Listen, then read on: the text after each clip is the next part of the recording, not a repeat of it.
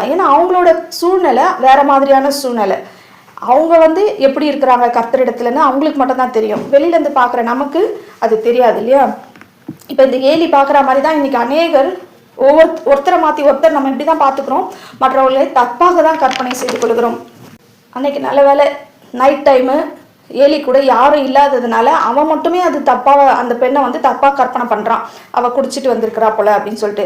அன்னைக்கு யாராவது கூட இருந்திருந்தா என்ன பண்ணியிருப்பான்? அவன் எல்லார்கிட்டையும் சொல்லியிருப்பான்ல, அந்த பொண்ணு பாருங்க குடிச்சிட்டு நின்று எவ்வளோ நேரமாக பேசிகிட்டு இருக்கு அப்படின்னு சொல்லி அவளை ஒரு கேலி பொருளை போல அன்னைக்கு ஆக்கியிருப்பான்.